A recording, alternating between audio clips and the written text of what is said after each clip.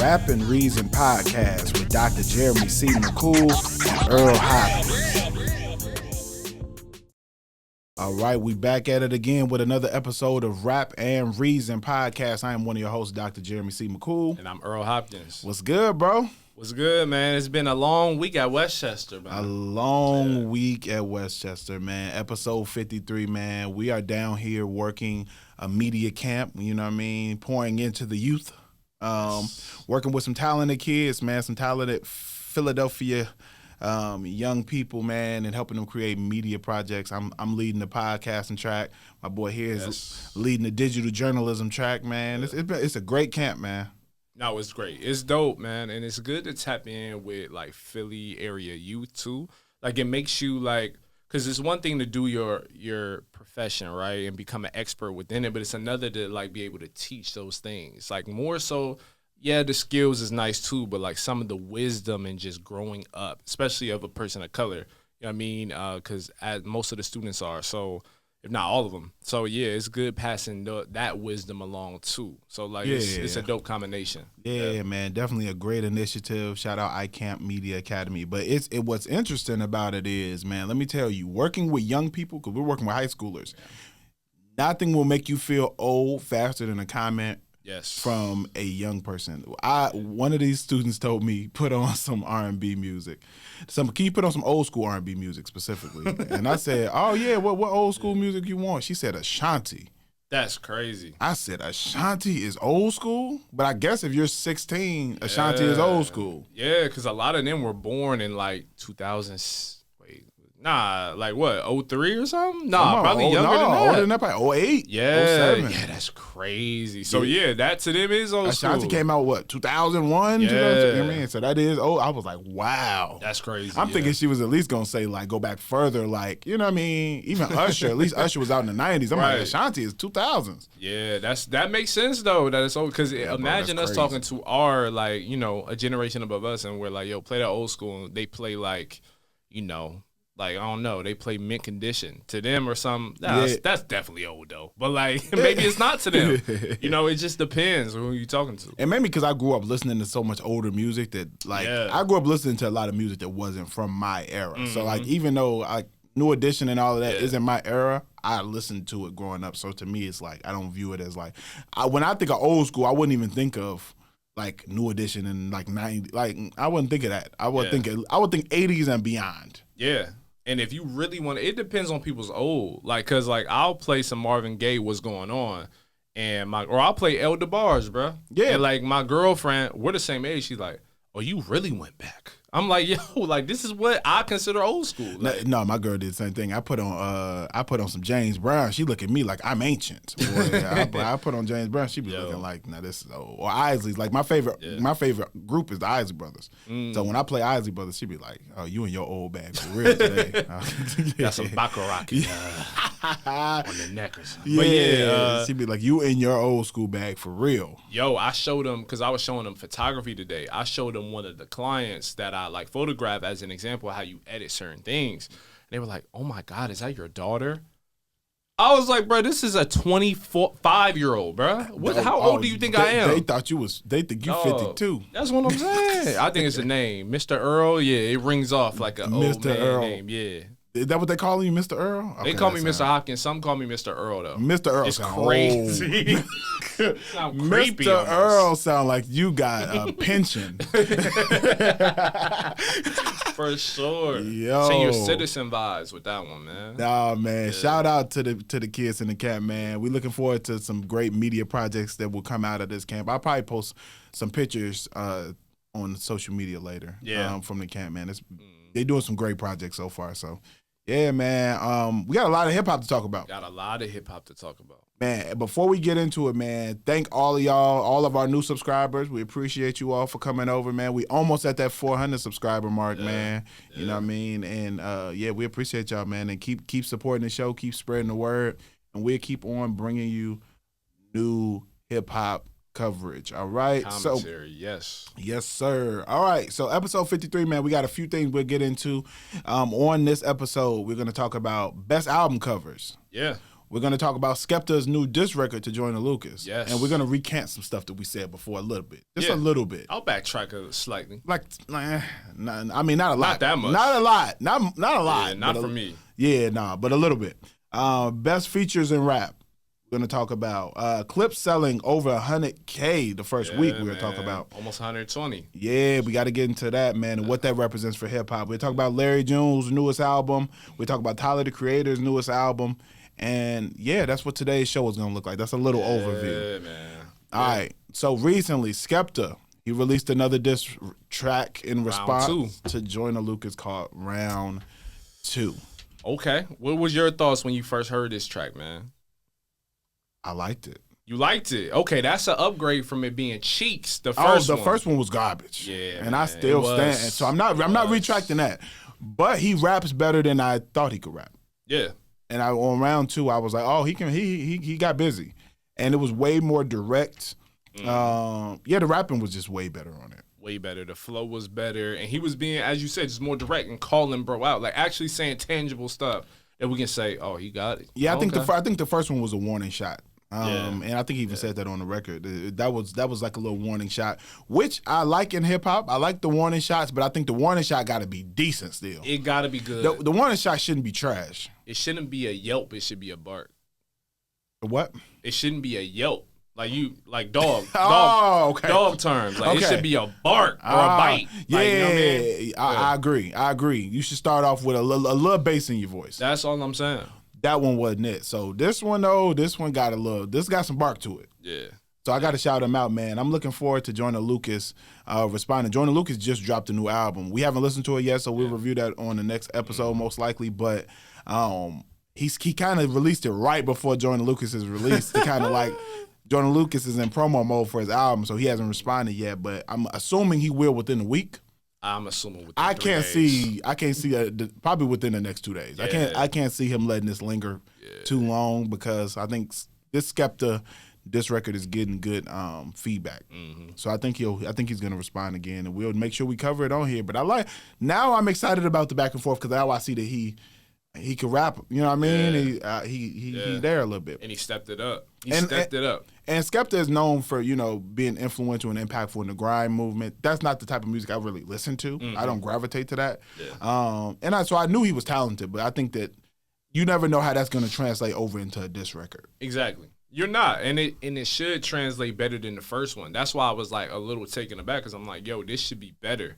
Like, it should sound better, because like grime comes with all this aggression, kind of like, macho type of like vibe to it. So I was surprised by just how like kind of lackluster the first one, but I think he responded to Joyner, and he responded to us fans listening, and really came with some a lot better. So shout out to him. Yeah. Shout out Sekpta, man. Yeah. Now this is a battle. Now it's finally a battle. Now this is a battle, and I'm looking forward to the next records. Now I will say though, this does seem mad manufactured. I'm gonna be honest. Oh, absolutely, absolutely manufactured. Oh, 100%. The timing of Joyner Lucas's album, this definitely seems like let's bring some attention to both of y'all during this time. Which, I mean, I'm not mad at. As long as there's good music in between it, I don't care. I don't mind the manufacturing. And actually, as long as it's on wax, as long as it's real competition and people are actually being, dope with this thing, like I don't mind the manufacturer like competition.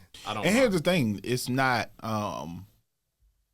manufactured or not, there's still a competitive nature where I know you're still gonna want to rap better than us, but you're not gonna. Nobody wants to be the one on the losing side of a rap battle, no matter what. So as long as y'all are rapping well, I'm okay with it being manufactured. I'm okay with it. The same with like Joey. Who else? Who was Joey Badass? Rayvon and all of them. Yeah. How Ab-Soul was coming. You knew it was like all love between them. It was straight competition. Yeah, friendly. That's why a lot of people were upset about J. Cole bowing out, because they knew that J. Cole and Kendrick have a camaraderie, so they knew that it would be just rap. Mm-hmm. And I'm okay, and I want to see that. I don't need to see y'all actually hate each other in real life. Yeah. Like, I think that's what we've gotten a lot with rap beef. It's been like we really don't rock with each other. That's why we're doing this.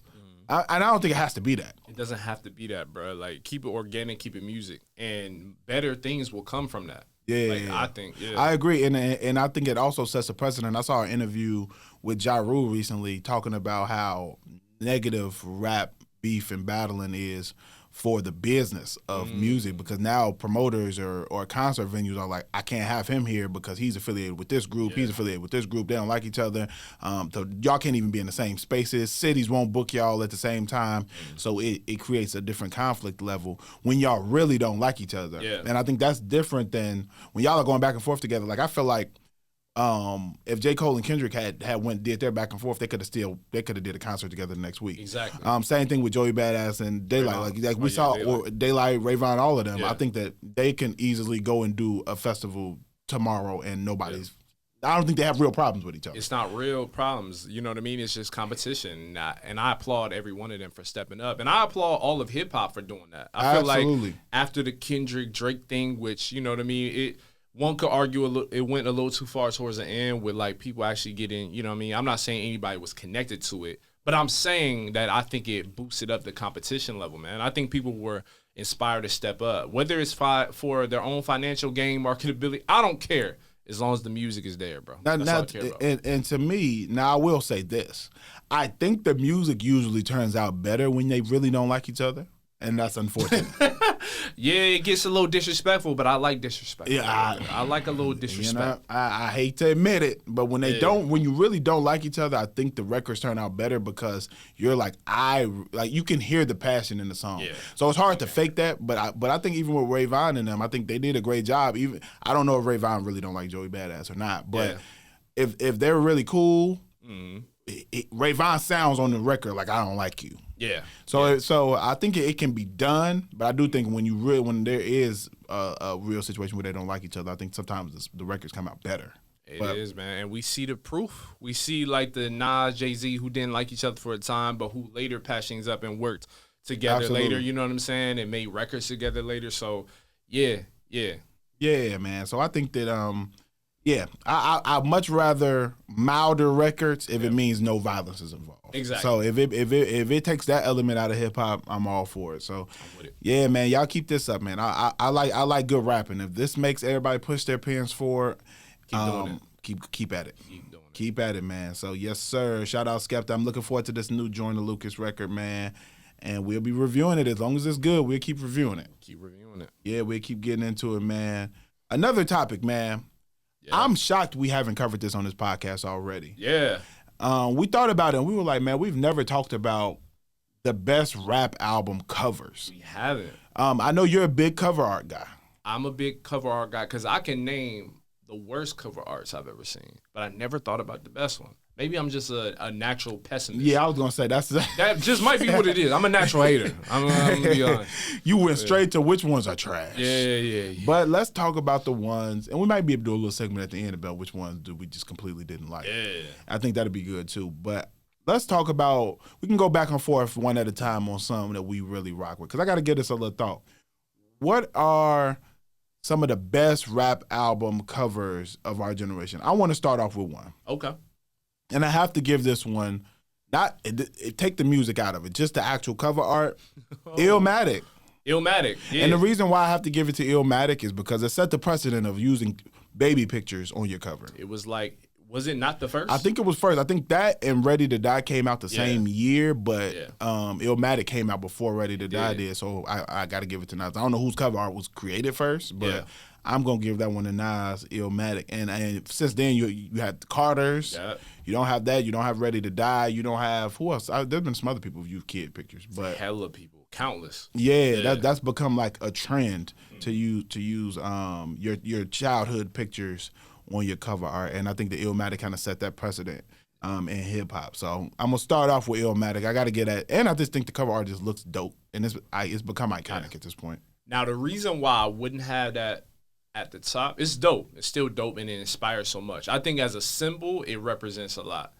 But like Nas continued to use that format for like the first 4 albums, and it got mad crazy.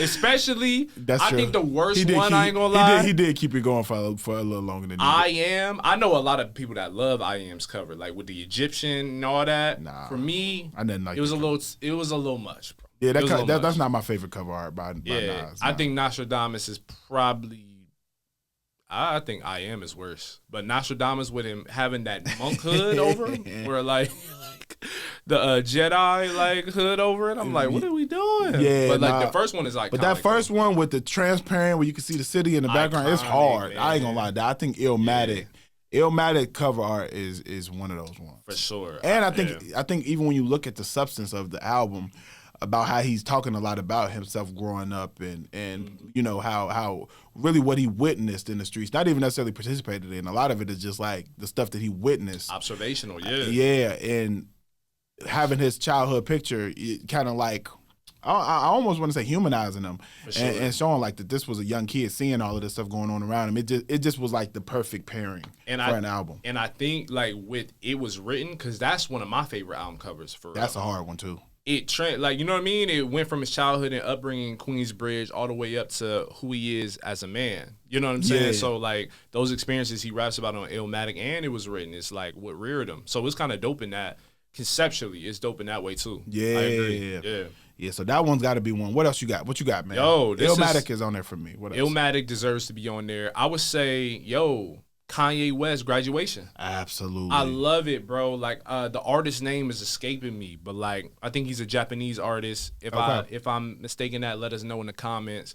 But like just the visual aspect of it. Like the album itself is vibrant. What's the song with T-Pain? Good Life. Good Life. Like when I listen to Good Life, it fits his album cover well because it's just such a bouncy, vibrant album. And the colorfulness of it, I think, are dope. The color schemes are dope. Yeah. It still features the bear from the first from the first couple albums. I like that he kept the bear theme for the first few albums. Yeah, fire, bro. And to go from College Dropout, Late Registration to Graduation, and just the evolution you see Ye take as an artist or rapper producer too. On top of that, like it's almost poetic in that way. So I think the cover art is just dope. It's colorful. That's a good one. It just draws you in. That's a good one. I 100% have to give you that one. That's on my list too. Another one, man. I'm gonna give credit to this one just because I just love the cover art. Yeah.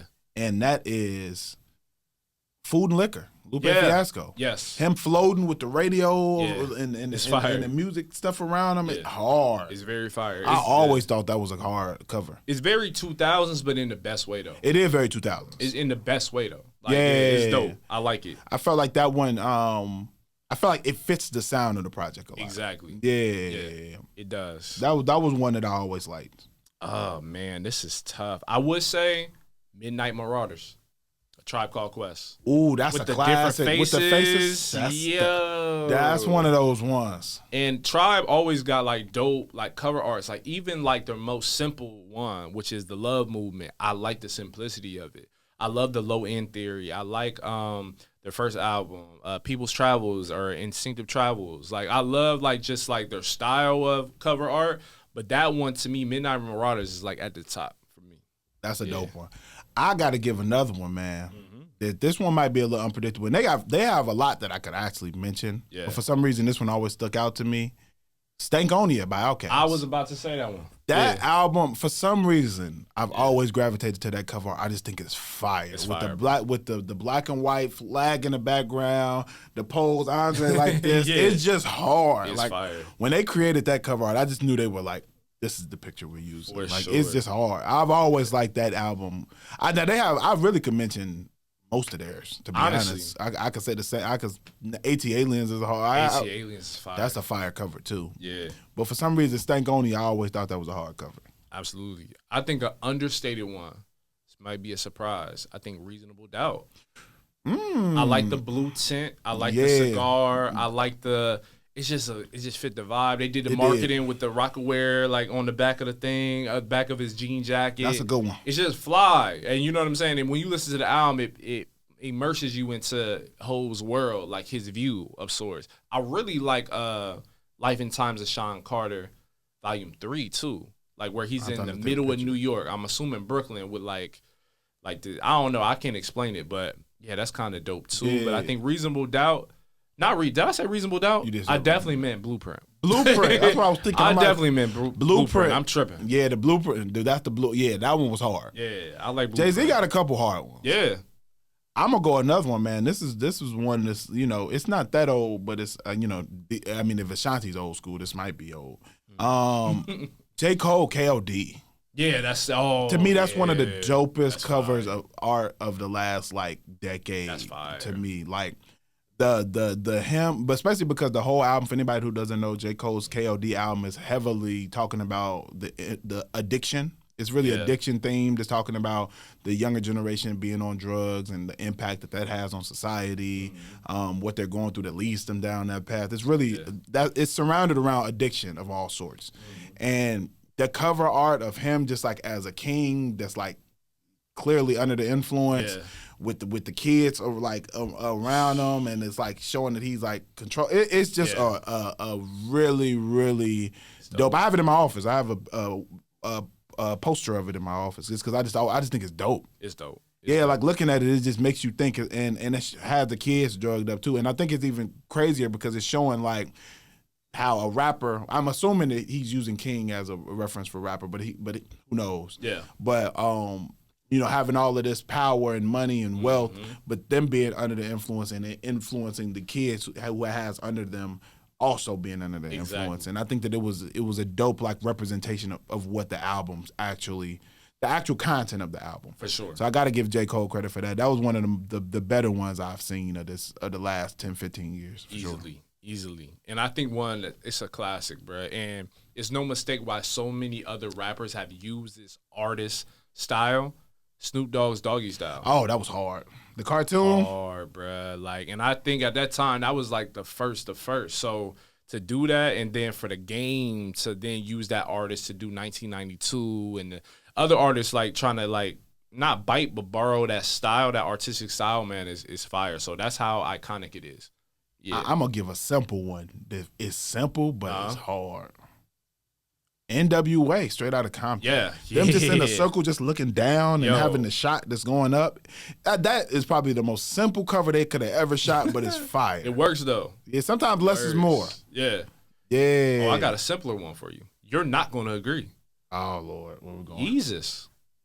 I don't even know what that cover looked like. The album was so trash, I never looked. Let me see. Jesus. Bro, it's just... I don't even know what the cover art looked like. The album was so... Oh, come on, man. Yeah, bro. A CD with a rare tape on it? That's fire, man. Like minimalistic sound, like a minimalistic cover, man. It sounded not minimalistic. It's a lot going on. It's too much going on. I wouldn't call that minimalist. Yo, I rock with that joint, man. All right. Look, I didn't even know what it looked like. All right. How do you feel about Me Against the World, though? I wanted to ask you that. How do you feel about that cover? Is it iconic? It's iconic because the album is great. I think it's more because the album is great. I'm not like in love with the cover where it's my favorite. I would actually say All Eyes on Me cover is the one. Like as far as just cover art, that one is that. It's just that picture. They just picked the right picture. Yeah, with the dark background. I think that's probably the cover I like the most out of pop. Yeah. I think to me that it's iconic too, man. That's you making me have to go to me Against the World. Let me check it out. Let me make sure. I personally like it because it feels like he's in the dystopia. Like it's literally he the last man on Earth. You know what? I like this one too. No, you're right. But is it iconic? I don't know. I think it's iconic because the album is a classic. I think it's iconic more so for the music. For the music. Yeah, I think people remember the music more than the cover art, for sure. Yeah, for sure. I think the All Eyes on Me cover art is more famous. It's known. You can see that on poster, everything like around real hip hop fans. You know what I mean? Yeah. All Eyes on Me, for sure. Another one I got to add here, man. We talk about simple. Miseducation of Lauryn Hill's cover. Yeah. The brown, the like painted. I don't know if it's painted or like a sketch of her. Fire. It's fire. Yeah, that's the easy. Like you can see that from a mile away, and you instantly know what album. Automatically know. Yeah, I'm surprised people don't put that on because let me tell you, I've been waiting to be in a store and see a Miseducation shirt. I never see like merch of that. For some reason, yo. I don't know if like... Why didn't I just realize I had that Stankonia shirt? Yo, that's crazy. I didn't even peep that. Ridiculous. I didn't even peep that. I think it's because it doesn't have an American flag, so it threw me off. Is 2014 Forest Hills Drive iconic? The cover art? Yeah. I think so. Yeah. If I'm sitting in the house. Because people have been like trying... This is how you know it's iconic. Because people have tried to mimic... Like anytime they on top of a roof, they like, yo, take a pic of this real quick, and then they look off into a distance. Yeah, and like people have tried to like mimic that all the time. Yeah, even Drake. when he was on top of the whatever that is in Toronto. He did the J. Cole thing, and people were like, "Yo, you lame for that." Yeah, but yeah. I would even say, man, Death Certificate, Ice Cube. Oh yeah, with the Jane Doe tag or whatever, like the foot tag. The foot tag, Uncle Sam on it, and him standing behind it, like. Come on, man. Yeah, that's iconic. The toe tag, that one is a really and controversial, but definitely like iconic, and it even being wrapped in the American flag and all of that, like it was just, and with the subject matter that's on the album, it just made so much sense. Yeah, that's fire, yo. Yeah, especially when you look in the detail. Yeah, when you pay attention to the detail of that one is hard. What are some of the worst, man? What are some of the worst? I'm gonna be honest, bro. This is my nomination right here. This should take the cake. Anything No Limit. Anything. I'm gonna be honest now. You're not lying. All of the No Limit covers was trash, bro. Trash. What's dude? Silk the Shocker. Anything Silk the Shocker. Like any of them albums, cheeks. But I gotta give him credit though. That look was on brand. Like I feel like that became synonymous with their project. So it was low quality looking. Well, you about to go ahead. I'm not saying that the music was low quality. That's not where I was going. That's what I thought you were going. No, I'm saying that like grainy type of imagery. I don't even know how to really describe the images of those projects, but like that visual, when you saw it, you instantly knew it was a No Limit project. Though. For sure. And I think that there's value in keeping it on brand. Even if you don't like the brand. You got a point. I'm just saying, when you looked at it, you knew, all right, especially when you're putting out 15 albums a week. Yo, insane. Because I'm looking at Charge It to the Game, and I'm like, yo, in any other situation, this is horrible, like Photoshop 101. You know what I mean? But, like, you know, it worked for what they was doing, man. This is the South, man. You got to do it a little different. Hey, man, those were some bad covers. I'm not going to lie to you. Those were some bad. I'm trying to think of what else is like a real one that's really, really. You know who had a bad one? Ooh. Even though I like that album, Lil Flip. Did you ever see the album cover for the Leprechaun? No, my God. I want you to type it in right now. Yo, I remember it. Hold on, I haven't seen it in a minute. Lil Flip's album, and the crazy thing is the album is hard. That's crazy. It's the Lucky Charms box, bro. I was like, who decided to come up with this? What is it called? Yo? It's called Leprechaun. Name of the album was Leprechaun, but it was Lil Flip. But it was a hard album. It was the one that had Game Over, Flip. Oh yeah, Game Over is hard, classic. Lil Flip had a nice little run, but that album, I'm finna show it to you now. Look, boom. He had a run until he ran into T. Come on, bro. Come on, man. I don't know if y'all can see this. Yo, just look at if you can't see it, look it up. Yeah, like, it's literally the Lucky Charms by him on the Lucky Charms bike. The nasty work. Yo, that was probably one of the worst cover arts that I can remember off the top of my head. This is the worst for sure. What you got? No, I'm saying this Lil Flip one. The Lil Flip one is probably that's the worst one I could think of. I will say the most recent trash one. I got two. It's Quavo's album. Let me pull it up. Where his literal face is made of bat wings or something. That one is crazy. I think it's called Quavo Honcho or something. Hold on, I'm about to look it up. Hold on. Your album. Yo. Let me see. Oh, that is pretty. Okay. Yo. I see what he was trying to do, though. I see Quavo Honcho 2018. Bro's hair is made of, like, dragon wings. I said, absolutely not. All right, somebody got a little too artsy. Too much. Sometimes less is more. You know what I'm saying? And then the second one is Gunna, where he in the pool with the umbrella, bro. In the pool. Why? I think it's like Drip Too Hard or something. One of them. Drip or Drown Too. Look that one up, Drip or Drown Too? Yeah. That sound like the cover trash. Drip or Drown. Bro was in a pool. Oh, this is with bad. The umbrella. Oh. What are we doing, that bro? Cover is crazy. You Aquaman, bro? For real? Why do you have an umbrella in the pool? Okay, that's a bad one. That one's bad. That's crazy. All right, let me. Okay, I'm gonna go another one with you. What about the Young Thug one with him with the dress with the Jeffrey? What you think about that cover art? Nah, that was trash. This was trash. What's crazy is the music kind of fire. That's like Thug's best. But maybe the music don't fit the album cover at all. Don't. He got on this big hat. That's a wild cover. Yo, that's a wild. So look, man, we took y'all through the best and the worst. Yeah, y'all let us know what y'all think, man. As far as what's the best cover art that you could think of, what's the worst? I don't think we getting worse than that Lil Flip Leprechaun. Nah, I'm that's gonna be the honest. worst one. I think that's the worst cover art I've ever seen in my life. And I can't believe that people signed off on it. That's what I'm saying. How many hands did I have to go through for that to get approved? Wild. Like, that's wild when you think about it. Yeah, man. Yeah, y'all let us know what's the best and what's the worst album covers that you could think of, man. We got a little more to get into today, man. Yeah. We also want to talk about, man, best features in rap. Oh, that's tough. What are some? And we could really do feature artists. Who are some to you in hip hop? Who are some of the best feature artists where it's like they hop on a feature, they going crazy? This is an odd one. It's probably not the best. I'll tell you who's the hottest right now. Who, like, when she's on a record, like, I get excited. Glorilla. I agree. Really like her as a feature, yo. I do. I would agree there. I like her as a feature artist. She's when she hops on the track, it's her presence is known. It's known. I would even say this out of the women rappers today. I would even say Cardi B is on features is decent. Oh yeah, she snaps when she on features. Yeah. I would even say she does well on features. Gotta go Cole. Gotta go Cole. You have J. Cole on features. I've never heard him have a trash feature. He'll turn a really good song into a classic. Yeah, just off the feature. Yeah, I like that he hopped on that Miguel song that had nothing to do with systemic racism and said, nah, I'm talking about Trump on here, bro. Yeah. I'm talking about systemic racism and police brutality on a song with Miguel. What song is that? Up. Yeah. What song is that? Is that All I Want Is You? Whichever one. Yeah. I think it's All I Want Is You. J. Cole just do what he want on features, and I have an appreciation for that. I love it, yo. I'm trying to think of somebody else. I know, like, for me, you already know I'm a big Smino fan. I think he's dope on features. I think he's a dope artist, but I think he's dope on features.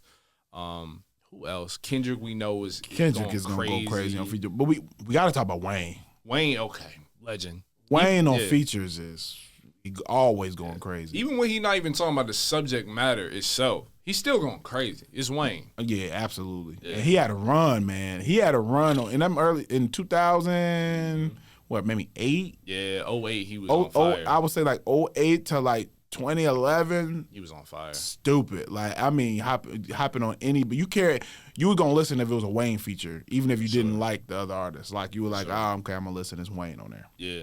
I'll put his name just because I feel like he has the most iconic feature. Only in rap, though, within the last maybe 15 years. Busta Rhymes.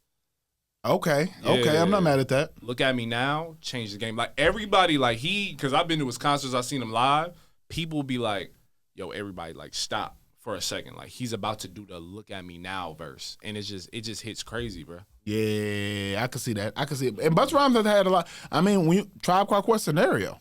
Yeah, Scenario. He been going crazy. I'm a dungeon driver. He been going crazy on features since then. Yeah. Yeah. So as far as that longevity, even on there's a lot of features he's did. Busta is definitely like that. Who else? You know what? I'm gonna throw in a curveball for somebody a rapper who hops on R&B features who always does well. Fabulous. Oh, Fabulous. In fact, people don't talk about Fab enough. We don't talk about him enough. I'm talking about hip hop culture, not us. I feel like we big him up, but he's been in interviews talking about how he loves to be underrated. I don't get that, bro. Like, I don't get that. I think it probably motivates him. I get it. I'm like that to a certain degree. Like, sometimes you want to have that chip on your shoulder of that kind of like motivates you to prove how great you are to yourself over again. I get the mentality. I kind of had that a little bit. Yeah. Yeah. In fact, once you start getting praised too much for all the stuff you're doing, then it's like I could see somebody getting complacent. Okay. Yeah, so I understand that mentality, but Fab has done a lot. Yeah, but I think Fab's mixtapes have always to me been drastically better than his albums, and I think that's probably why, because this isn't the mixtape era.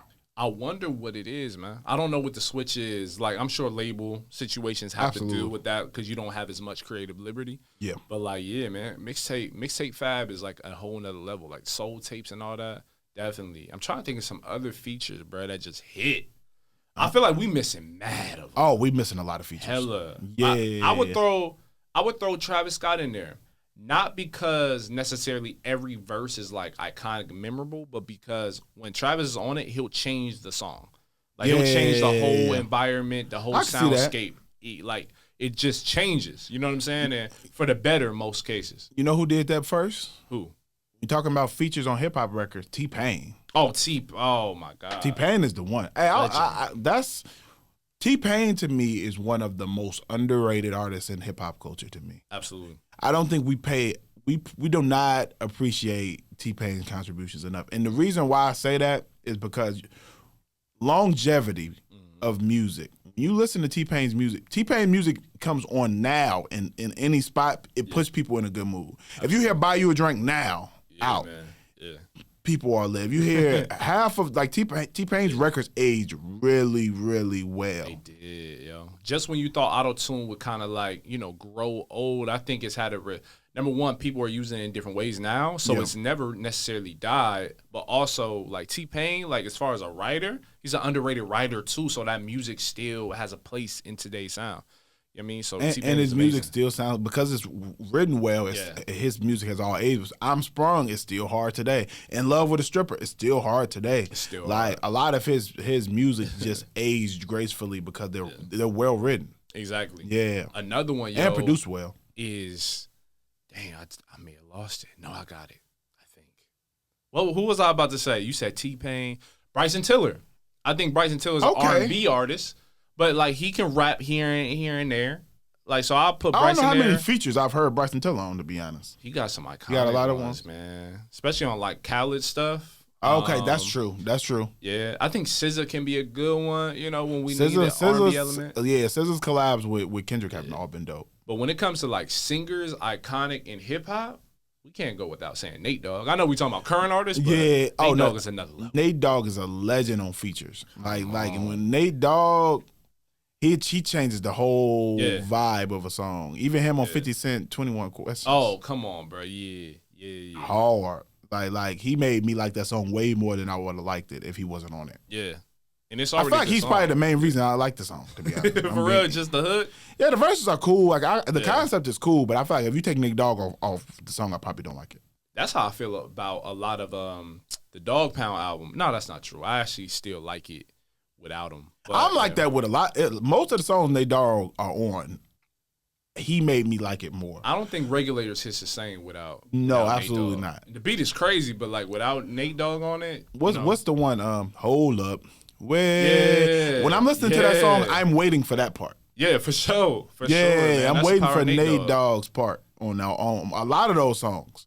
That's a Nate Dogg surplus package. That's what you get when you get a feature. Like you get elevation. Like that's all I ask for if we really gonna do features. Because we've reviewed enough albums to know that certain features are just there off of name recognition. Like sometimes I love some of his music, but Future's just there just to be there on the track list. Sure. It's not really adding that much. Yeah. But like, certain artists that we name, a number of them, like you can tell, okay, I'm gonna get some out of this. I'll even throw another one, 21 Savage. Like I love him on certain songs when he's focused. Yeah, focused. Like, I think he adds on the songs. Yeah. But yeah, even if when I think about Nate Dogg, it ain't no fun without Nate Dogg on it. It's just a disgusting record. Yeah. I mean, it's still a disgusting record, but when you got Nate Dogg on it, it just, I don't know, it made it a better kind of lightens it. It sounds so joyful, doesn't it? It ain't no fun. I want to have fun too, and then it goes into you like, I don't want that type of fun. Nah, I'm cool, but Nate Dogg, man. Yeah, man. Area Code. Yeah. With Ludacris, like. Come on. All right, we can't go without it, because I know like R&R, the viewers, listeners are gonna say, you name all these people, but you ain't named Drake. We got to put Drake in there, man. I know we do. He's a top feature. Drake is. I will agree, bro. Because like when you look at certain songs like Aston Martin music. Come on. Or like Drake got some legendary hooks. He does. I will give him that. He has some. All his stuff with Rick Ross is hard. Every collab. That's one of the like. It's unfortunate that they don't rock with each other anymore, because I like every collaboration between Drake and Rick Ross. I like every single one. All of them. Gold Roses, Aston Martin music. They leaving me right now. They got at least they got enough for a small EP. Honestly, at least they got like more than a few. And then Ross, Hove. I mean, there's so many dope people. Like when they actually come outside to like or go in the studio rather. Yeah, like they're gonna scorch fire. And what's crazy is a lot of times that that Rick Ross is the common denominator with a lot of those. Now I think about it. Yeah. Rick Ross don't get the credit he deserves either musically. Not at all. Stay Scheming is another one I was thinking about. Stay Scheming, fire. He dissed my man's on there. My man Diced Common, Pineapples, fire. Diced Money in the Pineapple. Grave, fire. Yeah. Like I'm on one. Like Yeah. Drake and Come Rick on, Ross together. man. Yo. I don't know why they never did a project together. I don't know. But now I know. Well, now I know. yeah. He the one that put the like plastic cosmetic surgery thing out there for the world to see. Fake abs is crazy. I'm never. BBL Drake is crazy. Nose job is crazy too. But yeah. Yeah, we digress. On another note. Yes. Clipse, man. What a pivot. I don't have it. Etching the Clipse. Yeah. Well, you know, somebody who doesn't like Drake. Yeah. Look at that one, bro. Push the T. Yeah. No, man. As you all know, man, Clipse dropped their album, Let God Sort Them Out. We reviewed it on the last episode. If you haven't seen that review, go back and watch our review of Let God Sort Them Out. But they've sold a lot of records, man. First week. Yeah. What's the amount? It's over 100K. 118,000 according to Billboard. Number 4 on the Billboard 200 charts. And also, I saw that they went number 1 as far as vinyl sales. Yes. As well. Yes. What do you think this symbolizes for hip hop? Having a group like Clipse, age-wise, being gone for as long as they were, what they represent in the culture. What do you think that their album doing well in hip hop symbolizes? Or so for me, it symbolizes a couple things. So number one, this group hasn't had an album in 16 years. So, and also this is like, they've been out for like 25 years essentially now. So that lets me know that like when it comes to like, you know, people feeling a way about more seasoned artists, more, you know, older artists like that, we got to stop that. And I feel like other artists like a Hove and other premier lyricists and everything else has been showing us that, but this is further proof that it doesn't matter how long you've been out of the game or how many years how much skin you got within it, like you can still produce not only a quality album, but one that like is a chart topper. You know what I mean? So I love this for hip hop. I love this sound. Like I feel like Clipse has been one of those groups, I'll be honest, due to inactivity, where people have forgotten. People have been disrespecting even by just simply saying, yo, this is coke rap. What else do they do? And they do a lot more. And I think Birds Don't Sing, the intro track to Let God Sort Them Out, is proof of that. So I love the fact that they're number 4 on Billboard and they eclipse 100,000 first week. Especially with the promo run and you know everything that they had leading up to it, man. I feel like it was one of the best. We talked about that on a previous episode. It's been one of the best I've seen in years. So yeah, I think this is great for hip hop. I couldn't agree more. I think that this really combats the idea that hip hop is only a young man's sport. Yeah. I think that it completely goes against that narrative. I think that as hip hop is a newer genre, you know, relatively compared to others, it's only, you know, we only 52, 53 years old as a genre. I think it a lot of times people, you know, have that mentality of, you know, after you 40, you're done. We don't want to hear it, you know. And I think that a lot of artists, we're now able to see older artists who are in their 50s making quality music. I think that it's dope, man. I think that it shows that, you know, you don't have to just become a legacy act after 40. Exactly. You can still put out dope music, and that there's people who want to hear it, and people who want to hear that wisdom come from some of those artists. Now, I don't want to hear.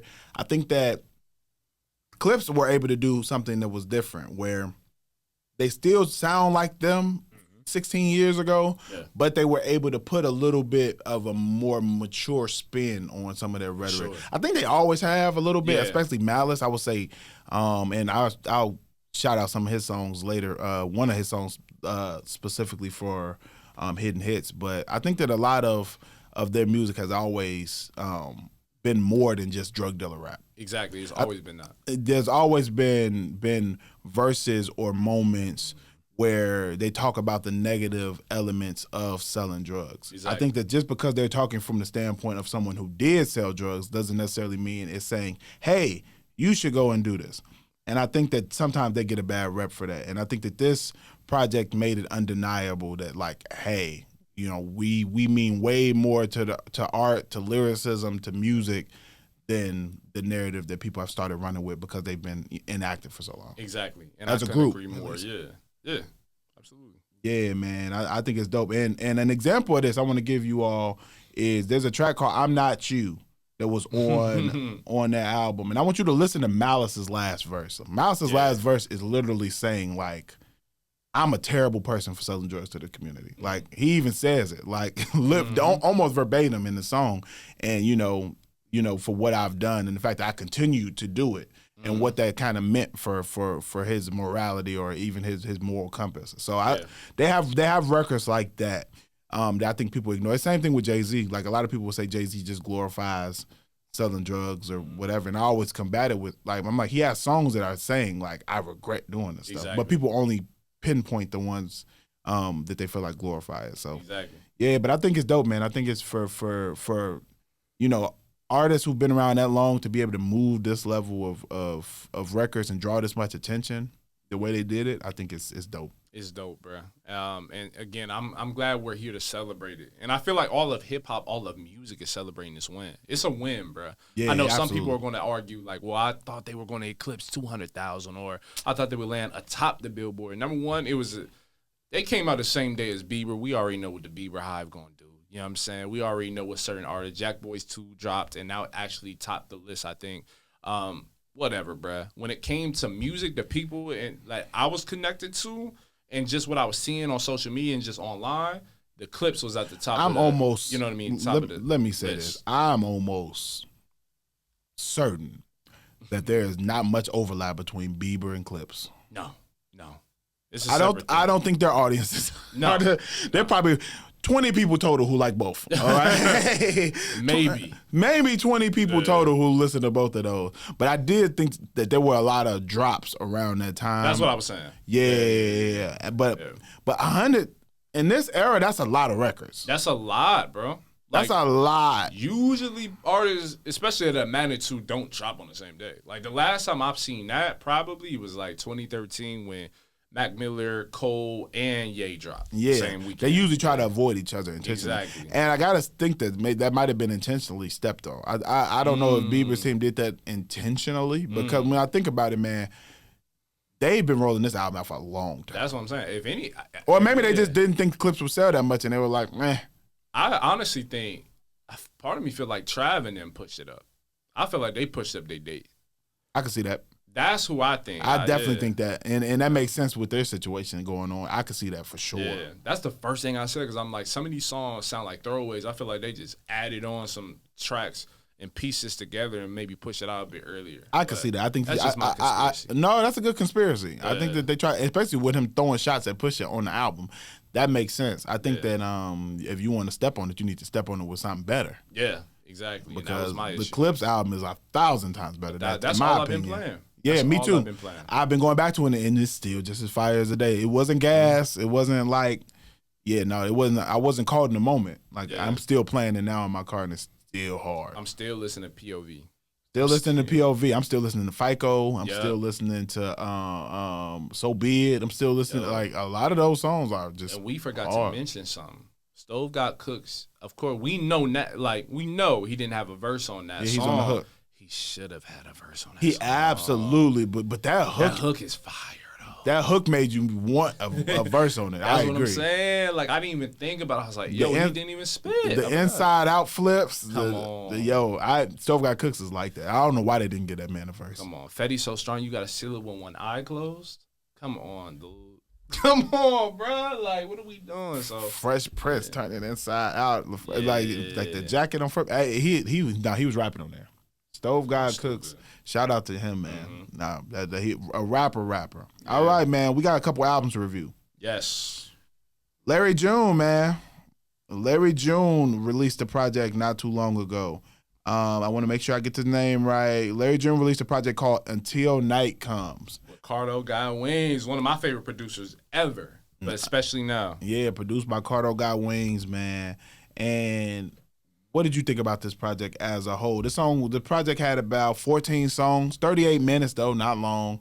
Yeah, and this was a smooth listen, bro. From Absolutely. top to bottom. Some of my favorite records on here is 50s in the City, Meet Me on Harbor, 7 Mile Bike Ride Part 2, You Feel Me, On the Under, which I had as one of my hidden hits a while ago, as well as Black Man.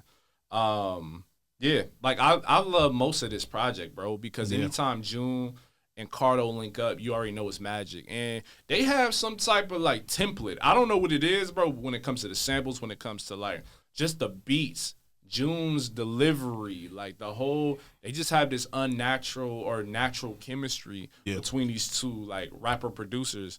And it just works every time, bro. Like I love this project. And I got to give it to him, man. Larry June, I agree. Larry June has really cracked the code. Whatever formula he has to make heat, he has really, like, the amount of music that he puts out. We were just talking about this. Like, him and 2 Chainz came out this year.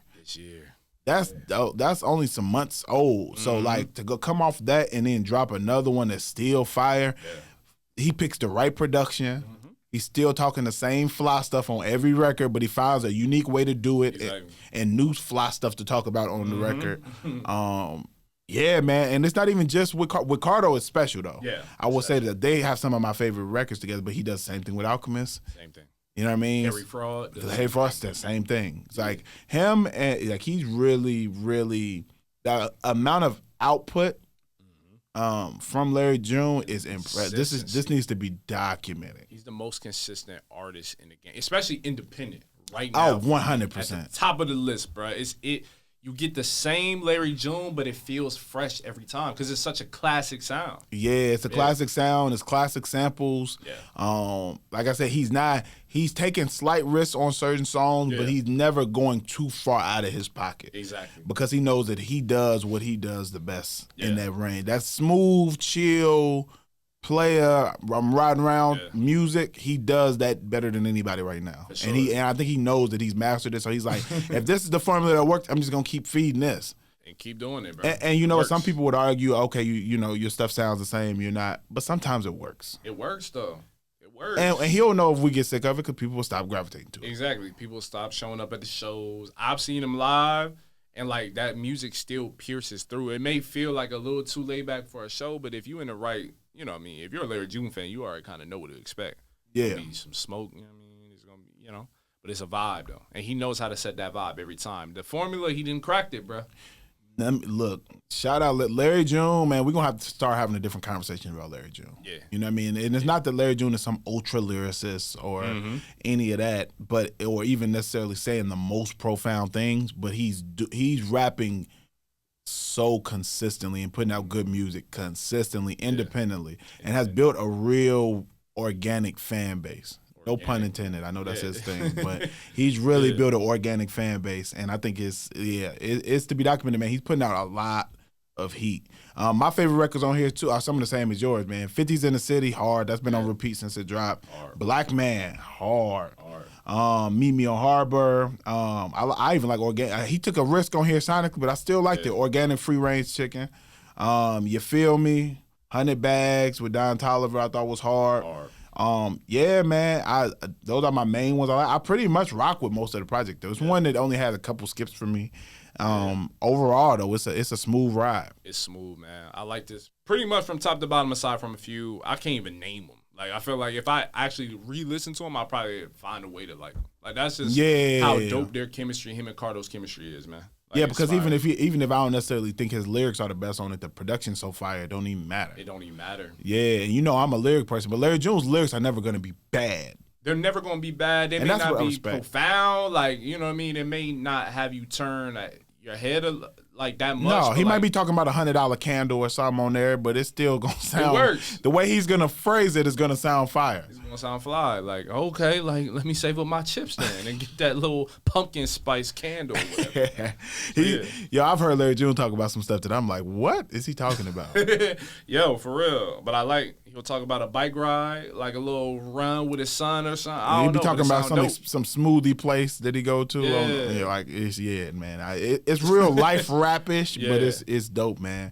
So I got to shout out Larry June. We both are huge supporters of Larry June. Yeah. Larry June and La Russell, y'all output the amount of music y'all are putting out independently, the Bay got it right now. I'm gonna be honest, but what the man. Bay Area is doing, I gotta salute because I y'all are putting out music at a high clip and it's quality music. It is, man. So yeah, whether it's what's his name, Larry June, or it's Lil Russell or Jay Worthy, I love what the Bay got going on. For real, is Primo Rice from the Bay? I feel like he's from DC. He sound like he from the Bay, but sound like it. I don't know. I'm gonna have to. But if he's from the Bay too, that's another one. Yeah, and it's funny, man. We actually interviewed GLC recently, and it makes so much sense of how much GLC. We interviewed GLC for our upcoming book, Raps of Resistance, coming soon, 2026.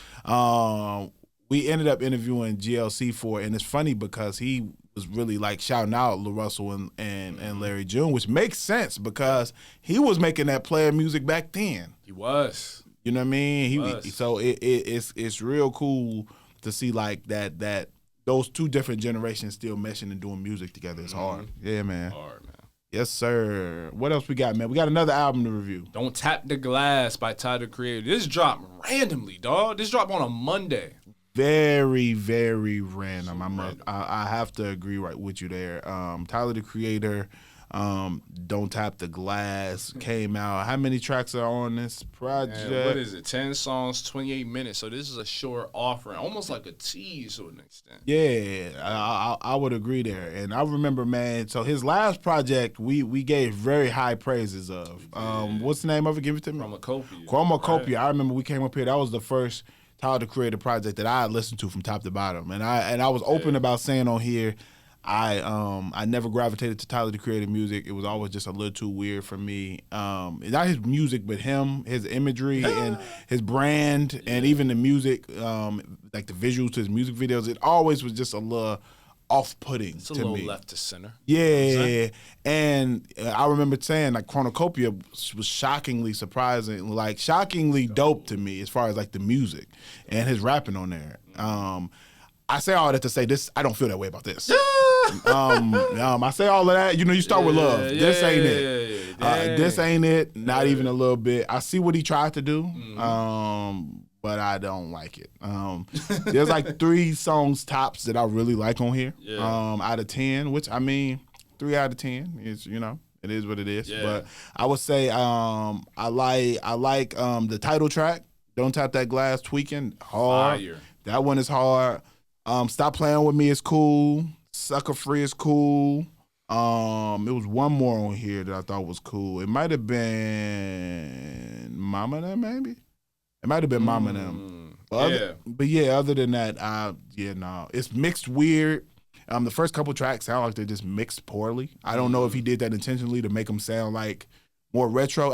It sounds like to me he was trying to go for old Neptune's sounding project, mixed with like a little like even 80s like hip hop to me as far as the production goes. It just didn't work to me.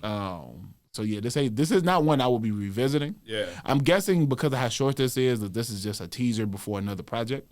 I'm assuming. That's what I would be assuming. I don't think this is his main project. It doesn't seem like there's a lot of marketing behind it and there's like a really big push.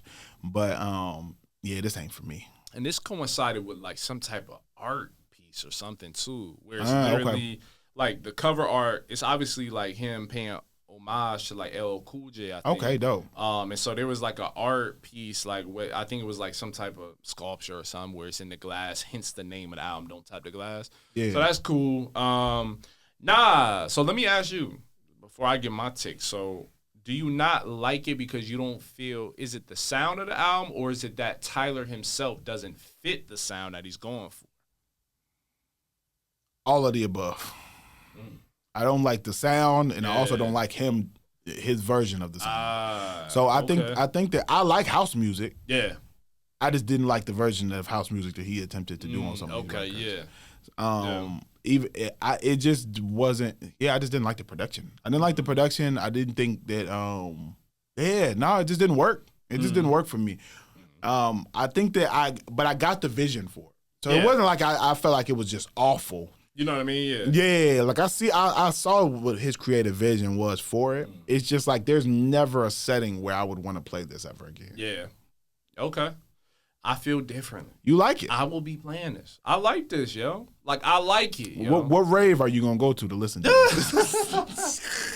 Yo, this gotta be like what's so crazy is like, yeah, it got like young, like early Neptunes, bruh. That's why I felt what he was trying to do. For sure. Like, and I think like the cover art with him paying homage to LL Cool J, it does have that retro sound. Like, there's elements. It's almost like he's pulling aspects of like 80s hip hop and merging it with like something new, something NERD-esque. You know what I'm saying? I kind of get it. I get it. And that's what I felt he was trying. I got the vision. Yeah, the fusion. It just don't sound good. Yo, and yeah. To me, the two things gotta, like, I could think you got the dopest vision for something in the world. Yeah. But if it's not executed, like, I think I kind of got the vision for Yeezus. Yeah. But it didn't sound good, so it doesn't. Like, I get like NERD, like the You Can't Be Me, I'm a Rock Star, all of that they were doing. The music was good though. Yeah. So I think the music to me just didn't. The quality of the music didn't match, and I think that it needed just maybe more polishing. Like I said, all of the songs I could hear what he was trying to do. For sure. Yeah. And I personally, I like that it's unpolished. I think that's why it works for me. I like the rough guff stuff. Like, I've heard him do bad mixing before. Like Cherry Bomb, it's an album that came out of his in 2015. I feel like the mixing was genuinely bad.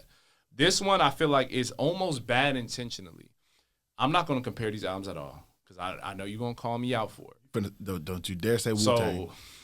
I just knew it. I just knew you were going. Wu-Tang is bad. RZA makes, because I read Questlove's book, and he talked about inner 36 chambers, and he's like, why would RZA make these decisions? It sounds horrible. It sounds like it was recorded in a dungeon, right? Which is why, but it's supposed to. But that's exactly, not comparing the two.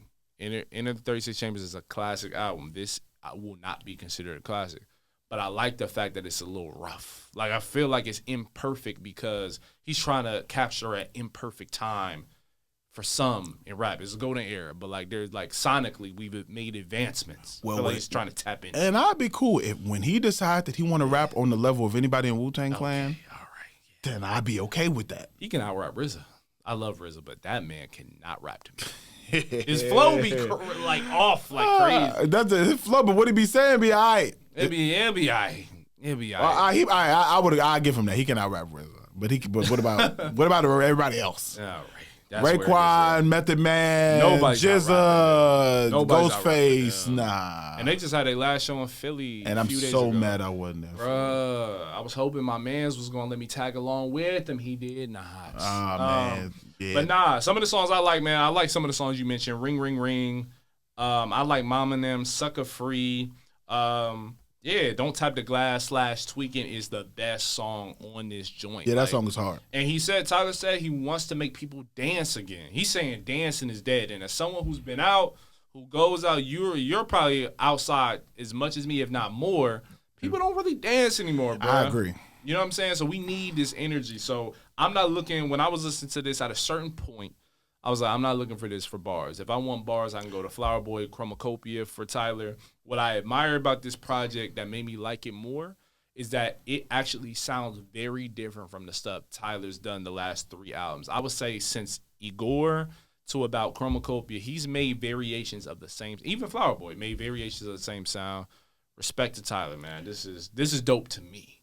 You know what I'm saying? Dope. It's dope to me, y'all man. let us know what y'all think about this. This is one of the biggest divisions right here because I'm not even comfortable enough saying this is good. Ooh, let alone it don't dope. even hit good. At best. IGHT. Do you think it could sit? If it sits with you, would you like it more? If it sits with me, I'll probably dislike it more. If I really sit down and try to break down the songs, I think I'm gonna like it less. But I think that the 3 songs on there that I like, They're hard though. Like Don't Tap the Glass, I think will be played at a couple. Yeah, I could see it. But the first 2 tracks alone are bad, bro. I could do without Big Poe. Yeah, I could do without that one. Bro, come on. That's one of the that was one of the worst intros I'd heard in a nice little minute. I was like, where are we going with this? Yo, yeah. Dope. You a Tyler. You just like Tyler the Creator, though. Bro. Yeah, you. Tyler can't really do no wrong in my eye because he's so creative. And it, like, I always imagine he's doing something intentional. when he does it. So yeah, and I just like it. I love Tyler's sound, so I'm biased. Yeah. Yeah. All right, y'all let us know what y'all think. Let us man. know, Let us know man. what y'all think. If y'all think this fight, man, let me know if I'm tripping. Maybe it's me. All right, maybe y'all let us know what y'all think about Don't Tap the Glass. I'll still be looking out for Tyler's next project. I'm sure he gonna come back with some heat. And I like the idea of him saying, he want to make people dance again. Well, he needs to connect with Missy Elliott or something because whatever he. Nah. We got hidden hits, man. Hidden hits, bro. Hidden hits. Let's see. So for me, I'm gonna give a couple old, couple new. All right. So hidden hits. Because GLC, shout out GLC once again, interview for the book, man. It made me go back to his joint with Kendrick Lamar, Poor Man's Dreams from Section 80. That's definitely on the hidden hits. Fire. I'm gonna hit y'all with another old one because I didn't realize that a lot of the younger generation doesn't know UGK, which to me is absurd. But as somebody who really, really rocks with UGK's music, front, back, and side to side is one of those ones. So, if you've never heard UGK front, back, and side to side, definitely highly recommend that joint. Benny the Butcher and Harry Frost, Sign Language. Hard record. Make sure y'all check that out. And then I'll give one more. As an old, because of the Clipse doing their thing right now, check out this joint by Clipse called Virginia. Oh, that's my favorite off that album. One of my favorite Clipse records, man. Where ain't to do but cook. I didn't know nothing about Virginia until I heard that song. I said, man, they're giving it up like this in Virginia. Giving it up. Yeah, man. So shout out. Those are my hidden hits for today. What you got, bro? Man, I'm simple, man. I'm gonna go with Rock Marciano, Stove God Cooks' record, God Loves You. Dope record. Nice. I gotta check it out. I was listening because we interviewed GLC as well. I was listening to Primo Rice and his track "Is It." It's called "Is It." It's an interlude, but it's fire, man. Yes, sir. I was listening to Lupe for some reason. These are all throwbacks for me for the most part. I was listening to Lupe. I was listening to On Phone Them. I was listening to that off one of his projects, man. And I'll close this out by doing 2 Freddie Gibbs and Alchemist tracks. Babies and Fools with Conway the Machine, man. Anytime Freddie and Griselda, one of the members from Griselda, link up, man, it's always magic. And then 1995, which I believe is a new record with him and Alchemist that's coming out or came out. No, I think it's coming out. No, it's on this new project. I got to give it a listen still, but I just saw it before I came in here. He's dropping Alfredo 2. It's coming in 2 days, so we'll definitely be giving a review of that, man. It looks like he's released his track list. Yeah, and people are already saying, like, I mean, I don't think they've heard it, but like they're anticipating that will be album of the year instead of Clipse. So I'm curious. Let me tell you, I'm gonna tell you some of the features on here. Anderson .Paak's on here. Oh, Larry June is on here. Magic. It's all produced by the Alchemist, just like the last one. JID is on here. Oh, come on, man. So what are we doing? We gonna see, man. So I'm looking forward to this record. We'll definitely be reviewing this one. Yeah, we got you. Coming out, dropping in 2 days. Well, 1 day from when this episode releases. So I'm tapping in immediately. Yes, sir. Yeah. I'm hitting pre-save as we speak. I love it. Yes, sir, man. Another episode of Rap and Reason Podcast, man. Make sure y'all subscribe. If you're not subscribed, hit the subscribe button on YouTube. If you listen via audio platform, Spotify, Apple, make sure y'all hit us with that 5-star rating. And this is episode 53, man. We'll be back at it again next week. Follow us on social media, too, at Rap and Reason on Instagram and TikTok. Till next time, bro. Until next time, we out. Peace.